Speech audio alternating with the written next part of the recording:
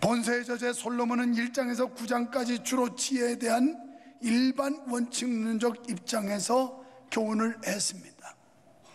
그러다가 10장으로 넘어가면서부터 좀 더 구체적인 예화와 비교를 들어서 우리에게 교훈을 하고 있습니다. 이러한 흐름은 본문에서도 그대로 지속되어 과연 지혜로움과 의로움, 그리고 그에 반대되는 어리석고 악한 자들의 특징이 무엇인지에 대해서 말씀하고 있습니다. 여러분, 이 세상에는 두 부류의 인생이 있습니다. 두 종류의 사람들이 있는데, 선한 사람과 악한 사람, 구원받은 자와 멸망받을 자, 그리고 지혜로운 사람과 어리석은 사람, 이런 두 종류, 두 부류의 사람들이 살아가고 있습니다. 본문에서는 훈계를 좋아하는 자와 징계를 싫어하는 자, 선인과 악인, 의인과 악인이 있다고 말씀하면서 이들의 각기 다른 특징에 대해서 말씀하고 있습니다. 여기서 선인이란 출생할 때부터 선하고 의로운 사람이라는 게 아닙니다. 물과 성령으로 거듭난 사람을 말하는 겁니다. 로마서 3장 23절에 보면 모든 사람은 죄를 범하였음에 하나님의 영광에 이르지 못하였더니, 3장 24절에서 그리스도의 십자가의 대속의 은혜로 말미암아 의롭다함을 얻을 수 있다, 이렇게 말씀하고 있습니다. 그러니까 여기는 여러분, 여기 서 있는 유목사, 이 지구상에 있는 모든 인간들은 다 죄인이라는 겁니다. 의로운 사람은 출생 때부터 안 사람도 없습니다. 다 죄인이고, 때문에 우리는 그리스도의 영광에 이를 수 없는 자들이지만, 예수님의 이 십자가의 은혜를 받아들이고 믿는 사람은 그 믿음으로 말미암아 의롭게 된다라고 말씀하고 있습니다. 그러니까 물과 성령으로 거듭나야 된다는 겁니다. 하나님의 말씀과 성령의 은혜로 거듭나지 아니하면 하나님의 사람이 될 수가 없는 것입니다. 갈라디아서 2장 16절에 이런 사람은 어떤 사람이냐? 하나님의 뜻을 따라 믿음으로 사는 사람을 의미합니다. 그러니까 우리가 진정으로 거듭난 사람이라면 우리는 하나님의 뜻을 따라 살아야 된다는 거예요. 내 뜻이 아니에요. 주님 뜻대로 살아야 된다는 거예요. 이 사람이 거듭난 사람이에요. 오늘 뉴스가 나왔습니다. 어저께 동성애 반대 집회를 하러 35도가 오르내리는 그 무더운 날씨에 우리 교회 성도들은 수원의 1200교회를 대표해서 우리 교회가 대표적 교회로 갔습니다. 오늘 1부부터 2부까지 제가 호되게 지금 질책하고 있어요. 장로님들, 권사님들 똑바로 하라고. 성경에 보면 제사장들이 먼저 법궤를 메고 요단강에 죽을 각오하고 들어갔고, 여리고성을 돌 때도 맨 앞에 서서 선도주자가 돼 돌았는데, 무슨 이유 무슨 핑계가 많아서 장로 권사가 돼가지고 앞장설 줄 모르고 꽁무니 빼고 그러고 보이콧하고 이런 짓 하느냐고 일부 예배 때보다 오늘 아주 박살내는 날이었습니다. 그러고서 당회점하면 또 할 말은 다 해요. 여러분, 의무를 다하지 못한 사람은 권리를 주장할 수 없어요. 성도의 의무가 있는 겁니다. 오늘 진정으로 여러분이 구원받은 사람이라면 하나님의 뜻이 뭔지를 알고 하나님의 영광을 지켜야 되는 거고, 진리를 사수해야 되는 겁니다. 진리는 타협할 수 있는 조건이 아니에요. 적당히 흘러가는 게 아니에요. 진리는 싸워서 지키는 겁니다. 사랑하는 여러분, 나는 어제 너무너무 고맙기도 하고 이분들에게 냉면을 대접하면서 어느 장로님은 제가 계산하러 갔더니 제가 계산합니다. 한 30만 원 돈을 자기가 계산하겠대요. 서울 갔다 오다가 냉면 먹으면서. 그래서 아니라고 그랬더니 아니 제가 합니다. 시간 내고 몸 들이고 돈 내고, 이게 장로예요. 이게 장로예요. 그래야 존경받는 거예요. 그게 권사예요. 그게 권사예요. 갈라디아서 2장 20절에 내가 그리스도와 함께 십자가에 못 박혀 죽었나니 이제는 내가 산 것이 아니라 내 안에 그리스도께서 사신 것이라. 진정으로 우리가 의롭게 되는 건 내가 죽어야 되는 겁니다. 나는 죽고 내 안에 예수가 살아야 되는 줄 믿습니다. 그럴 때 하나님 기뻐하시는 하나님 영광 위에 합당한 삶을 사는 거예요. 내가 이제 육체 가운데 사는 것은 나를 사랑하사 나를 위하여 자기 몸을 버리신 하나님의 아들을 믿는 믿음 안에서 사는 거예요. 이게 신자예요. 이게 의로운 사람이에요. 이름만 가지고 교회 왔다 갔다 한다고 신자가 아니에요. 그건 교인이지. 진정한 신자는 하나님의 아들을 믿는 믿음 안에서 사는, 하나님의 영광과 그리스도의 그 아름다운 영광을 위해서 우리가 순종하고 살아야 된다는 겁니다. 이런 사람들은 하나님께 생명을 얻고 은총을 입은 자들인 줄로 믿습니다. 갈라디아서 2장 7절에 악인은 하나님을 믿지 않는 자들인데 정죄를 받아 멸망하게 된다고 말씀합니다.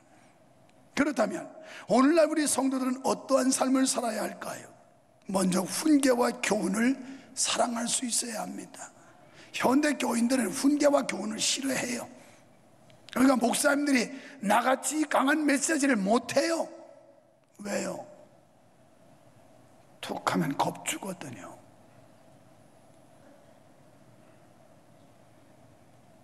오늘 우리가 어떻게 살아야 될까요?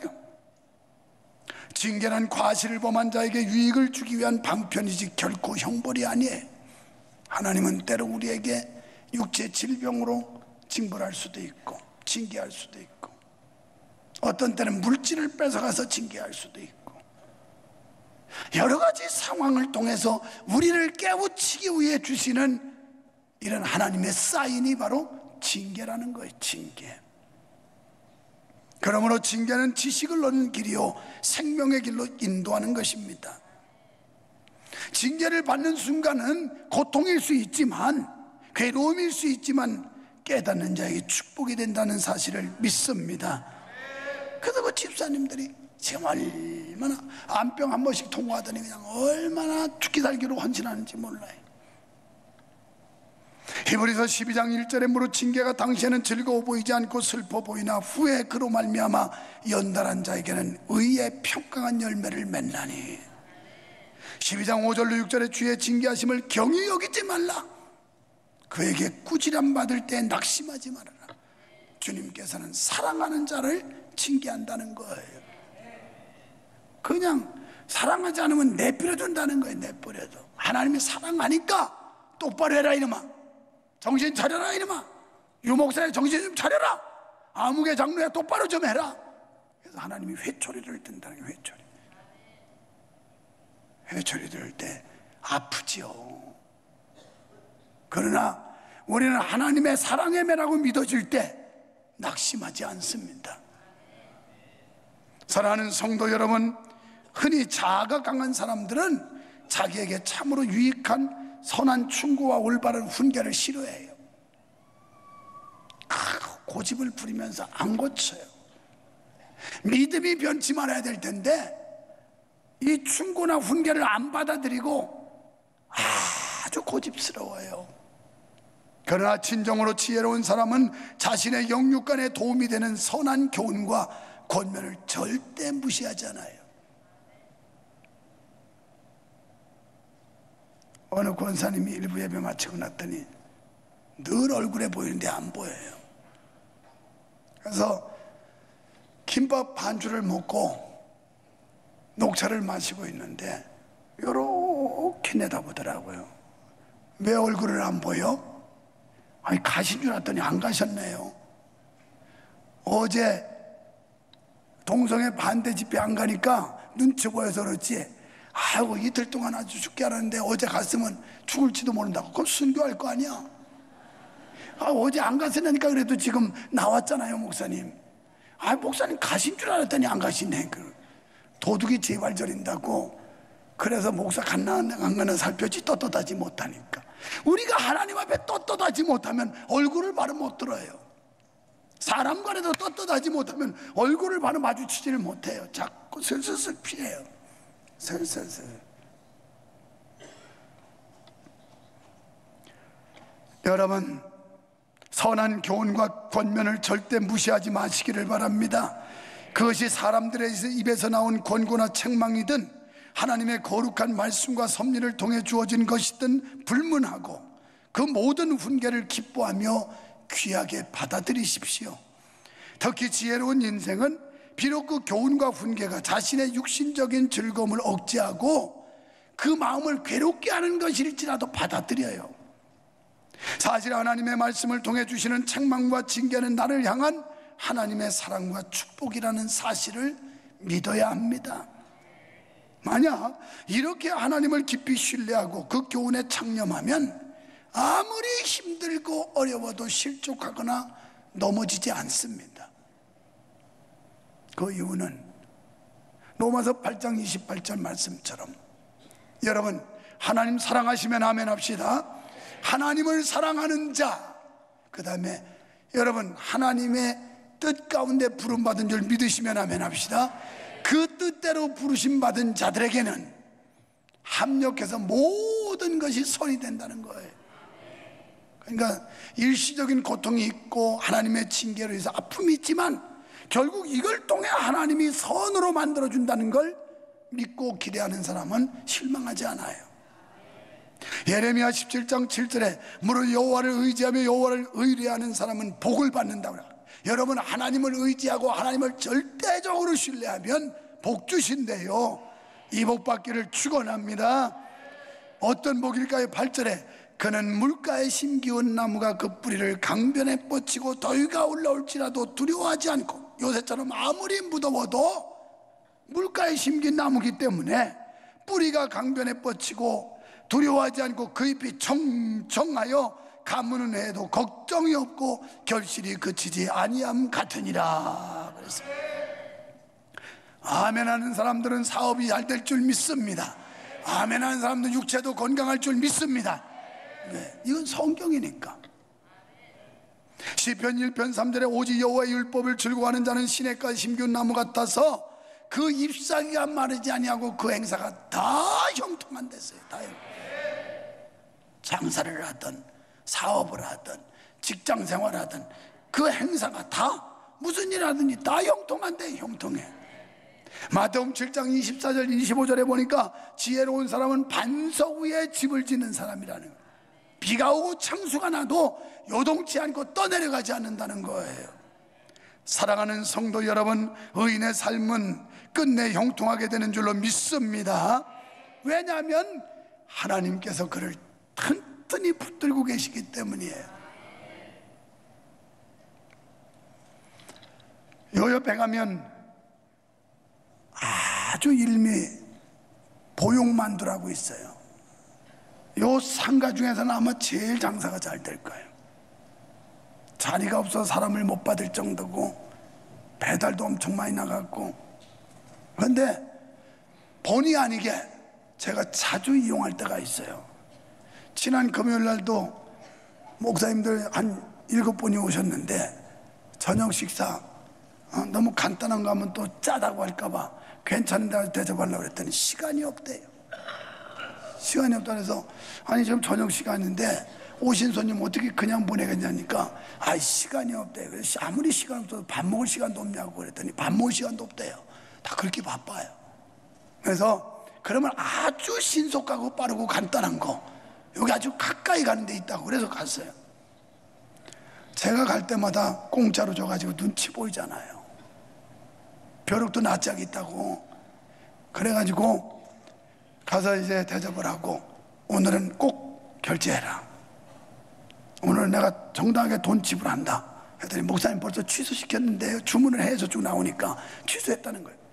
그래도 내가 꼭 공짜 먹으려고 오는 것 같지 않냐. 그러니까 그니까 이거 시간 먹을 때 얼마 나오지도 않아. 그래서 돈 받으라니까 안 받는데요. 왜? 그 사람들은 느끼는 게 있어요.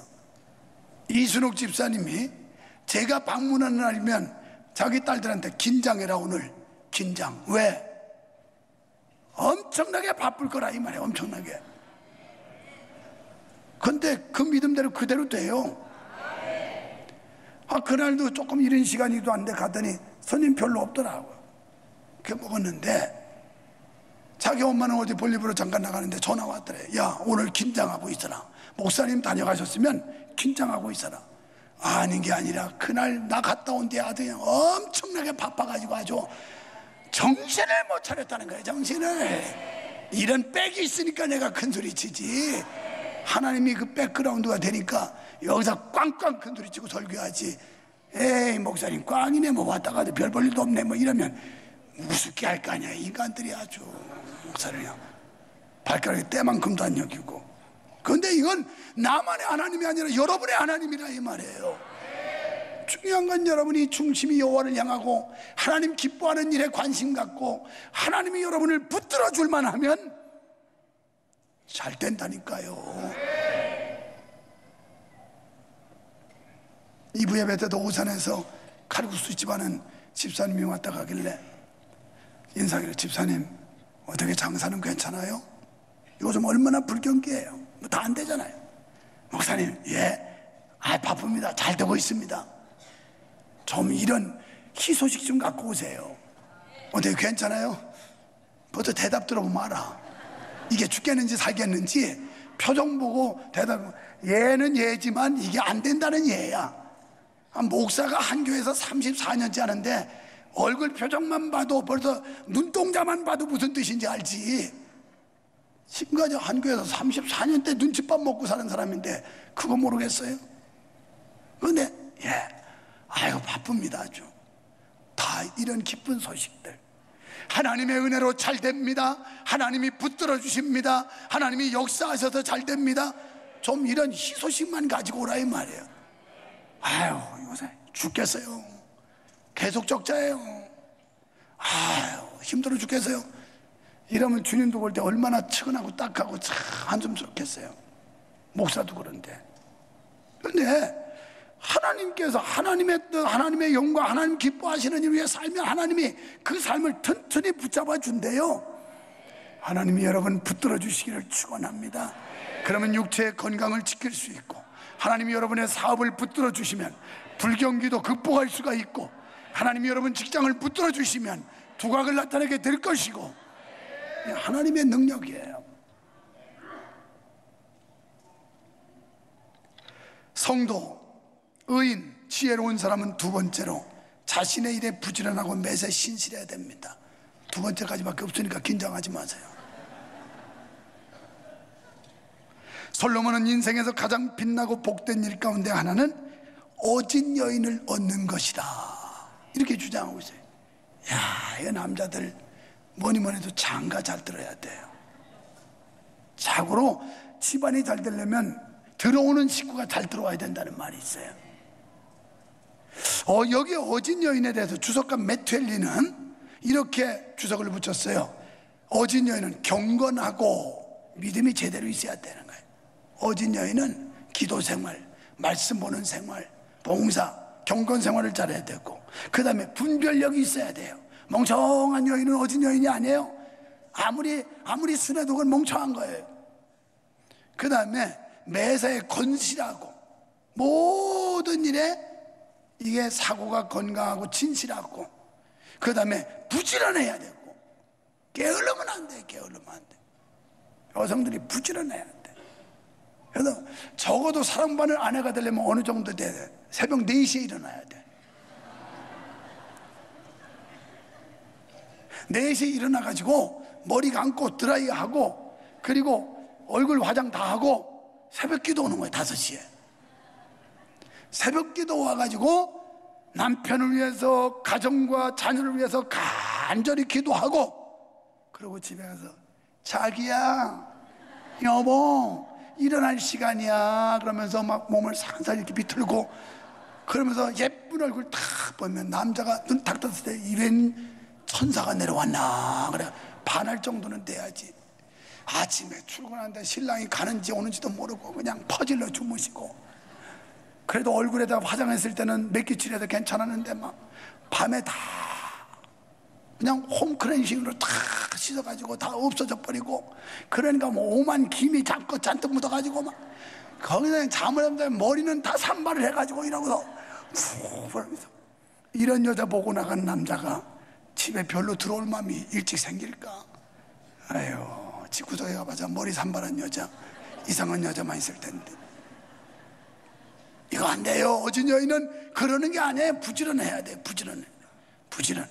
그 다음에 맡은 일에 대하여는 최선을 다해야 돼요. 집안에서 가사 일을 하든지 사회생활 하든지 최선을 다해야 되고, 가족과 특히 남편을 빛나게 하는 여인이라. 그래서 가족을 빛나게 하고 남편을 자꾸 돋보이게 하는 여자, 이게 어진 여인이래요. 이건 성경이니까 내 말로 듣지 말고 하나님의 말씀으로 들으라 이 말이에요. 그 다음에 잠언 31장 12절에 가보면 어진 여인은 덕이 많아야 된다는 거야. 남자고 여자고 덕이 많아야 사람이 붙지, 덕이 없으면 사람이 자꾸 도망가요. 가정에서는 남편을 선대하며, 여성들이 그냥 굉장히 우먼 파워를 지금 행사하고 있는데, 그래도 성경에 보니까 남편을 자꾸 존대해 줘야 되는 거예요. 그냥. 여보, 자기 돈도 못 벌어오고 월급도 안 올라? 그렇게 무능하냐? 이러면서 남자 기죽이지 말고, 그거라도 벌어다 주는 거 감사한 줄 알아. 안 벌어다 주면 어쩔 거예요. 그냥 쓰기만 하면 큰일이잖아요. 그 다음에 칭찬받는 여인이 칭찬을 받아야 된다는 거예요. 또 오늘 13절로 27절 내용들 쭉 보면 자신이 맡은 일에 근면하고 부지런하라는 거예요.